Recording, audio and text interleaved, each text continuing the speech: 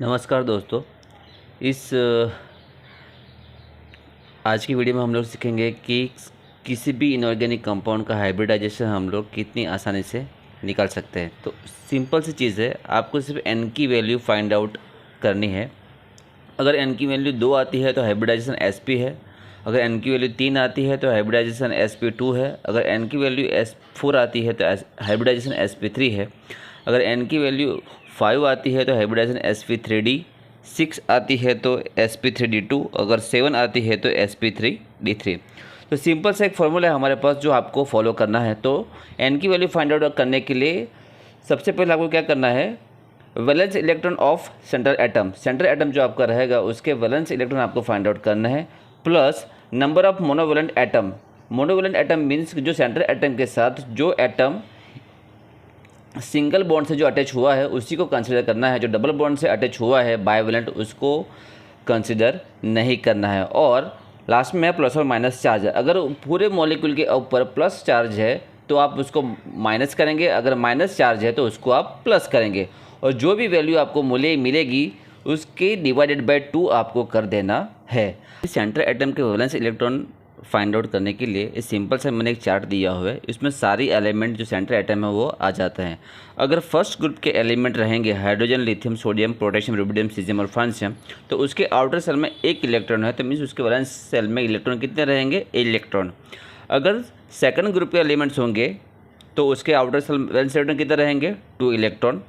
अगर 13 ग्रुप के electrons central atom रहेगा तो उसके आउटर वैलेंस इलेक्ट्रॉन कितने रहेंगे, 3। अगर 14 ग्रुप के इलेक्ट्रॉन्स रहेंगे सेंट्रल एटम 14 ग्रुप में से कोई सेंट्रल एटम रहेगा तो उसके वैलेंस इलेक्ट्रॉन कितने रहेंगे, 4। अगर 15 ग्रुप में से कोई सेंट्रल एटम रहेगा तो उसके वैलेंस इलेक्ट्रॉन कितने होंगे, 5। अगर 16 ग्रुप में से कोई सेंट्रल एटम होगा तो उसके आउटर सेल में वैलेंस इलेक्ट्रॉन कितने होंगे, 6। अगर 17 हेलोजन ग्रुप में से कोई सेंट्रल एटम होगा तो उसके वैलेंस इलेक्ट्रॉन कितने होंगे, 7। अगर 18 ग्रुप में से अगर कोई एलिमेंट्स होता है तो उसके वैलेंस इलेक्ट्रॉन होंगे 8। तो ये चार्ट आपको सिंपली याद रखना है, एक दो बार आप लोग ट्राई करेंगे तो याद रह जाएगा। तो अभी स्टार्ट करते हैं कैसे हम लोग हाइब्रिडाइजेशन निकालते हैं।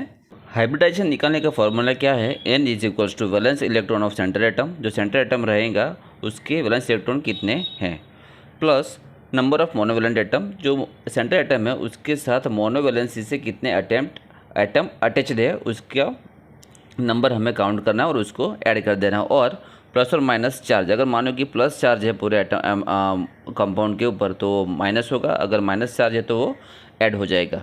जो भी अमाउंट हमको मिलती है उसके डिवाइडेड बाय 2, और उसके बाद जो वैल्यू आएगी वो किसकी वैल्यू होगी, वो n की वैल्यू होगी।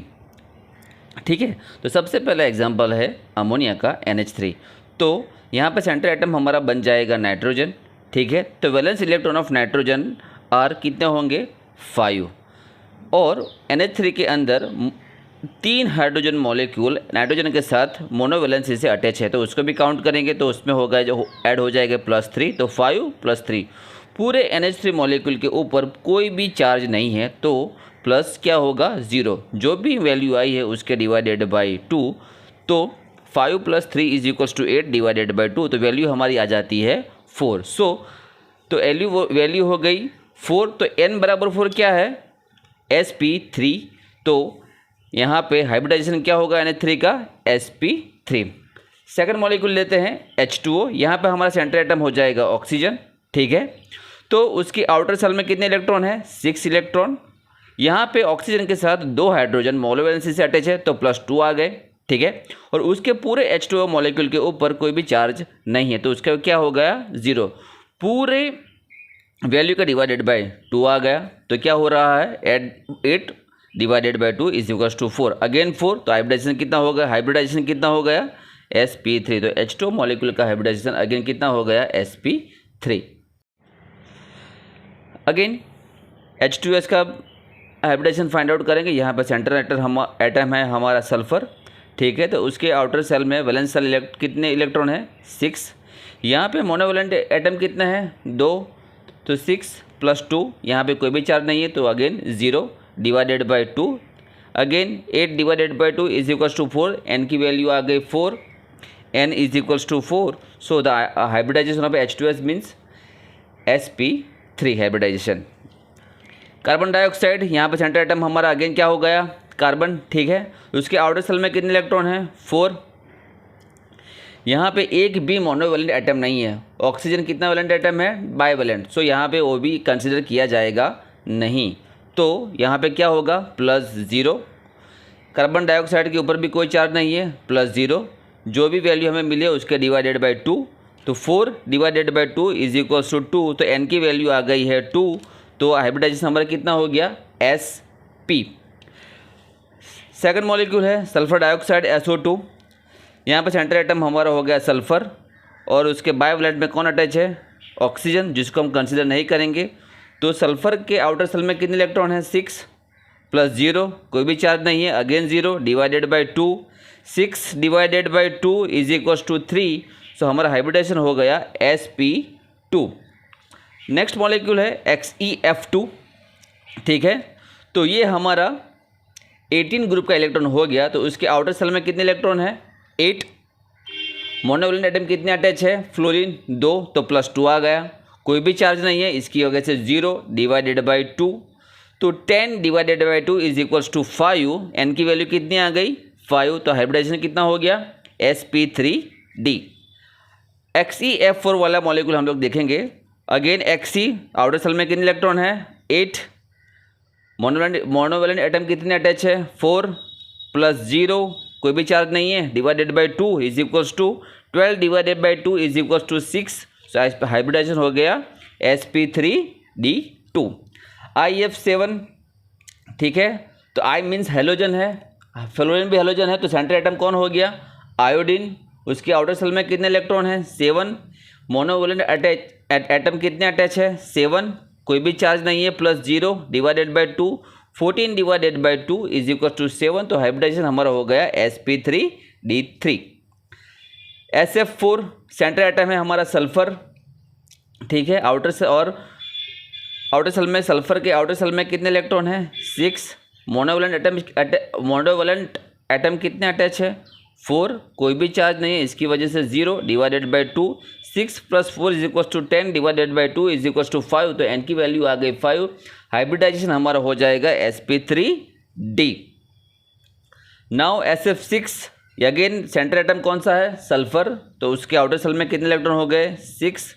मोनोवैलेंसी से कितने एटम अटैच है सल्फर के साथ, 6 फ्लोरीन.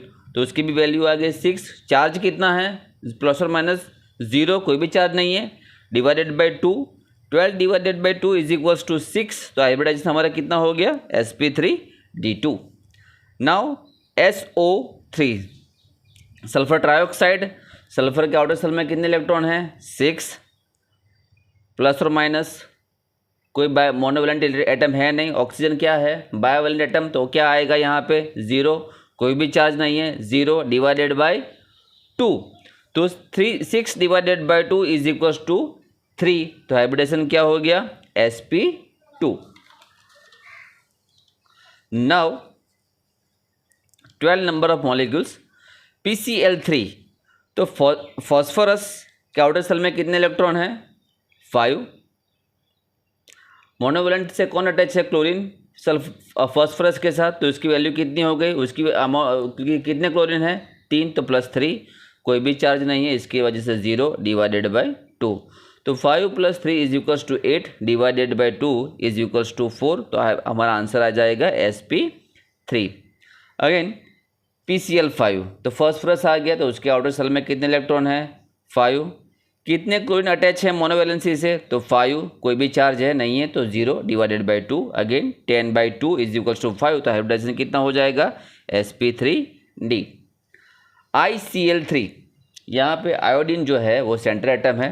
तो हेलोजन के आउटर सेल में कितने इलेक्ट्रॉन हैं, 7. मोनोवैलेंसी से कितने क्लोरीन अटैच है, 3. तो यहाँ पे वैल्यू आ गई 3. कोई भी चार्ज नहीं है, पूरे मॉलिक्यूल के ऊपर कोई भी चार्ज नहीं, तो इसकी वजह से यहाँ पे क्या आएगा, 0 डिवाइडेड बाई 2.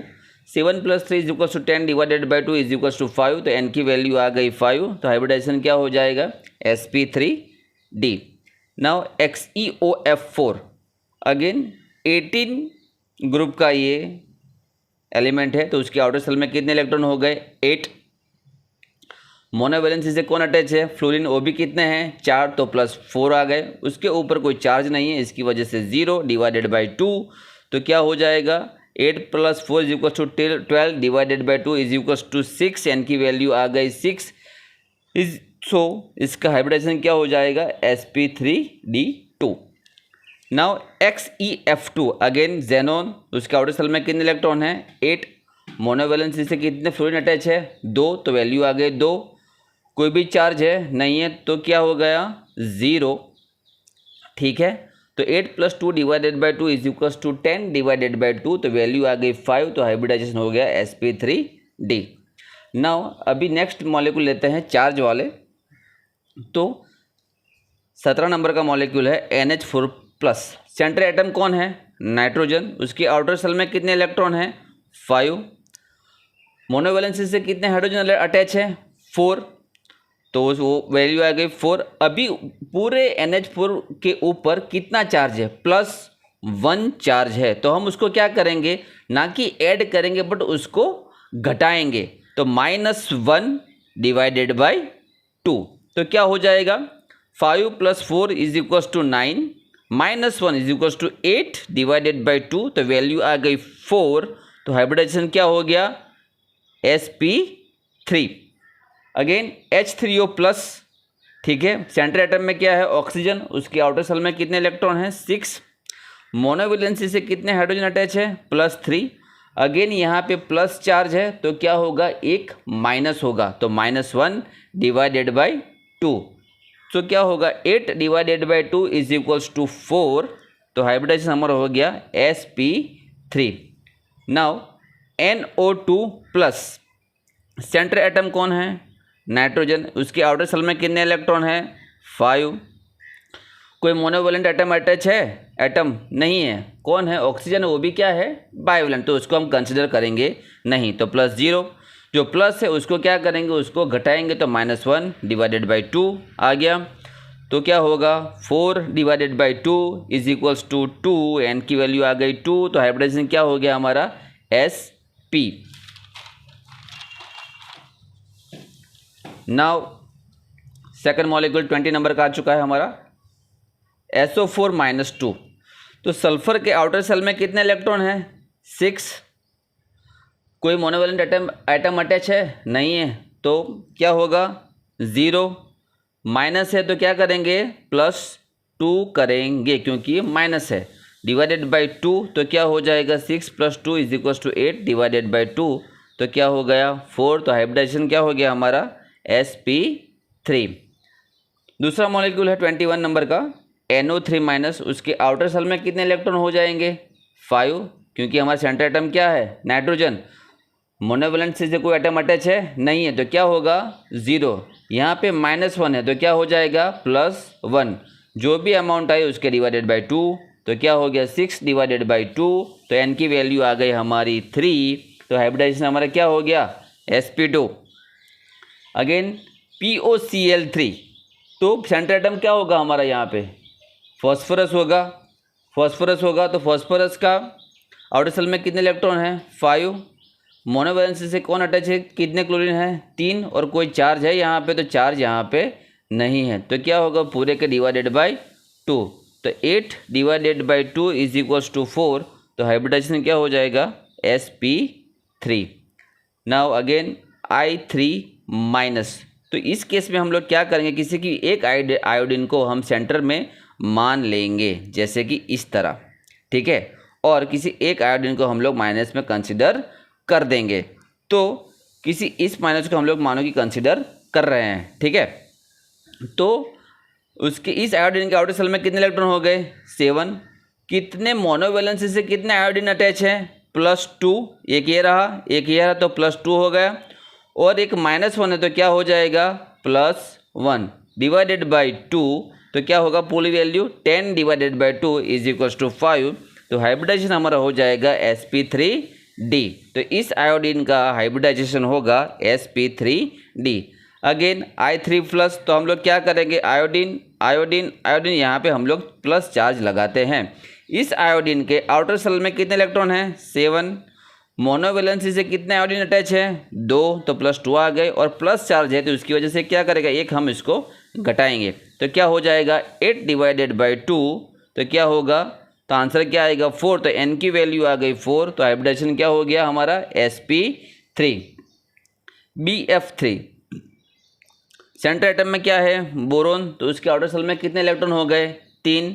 कितने फ्लोरीन मोनोवैलेंसी से अटैच है तो 3। कोई भी चार्ज है यहाँ पे तो नहीं है, तो क्या होगा 0 डिवाइडेड बाई 2, तो क्या हो गया 6 divided by 2 is equals to 3। तो हाइब्रिडाइजेशन क्या हो गया sp2। Again XeOF2 xenon, xenon के आउटर सेल में कितने इलेक्ट्रॉन हैं 8। मोनोवैलेंसी से कितने फ्लोरीन अटैच है 2, तो +2 आ गए, कोई भी चार्ज नहीं, इसकी वजह से 0 divided by 2, 10 divided by 2 is equals to 5। तो हाइब्रिडाइजेशन हो गया हमारा sp3d।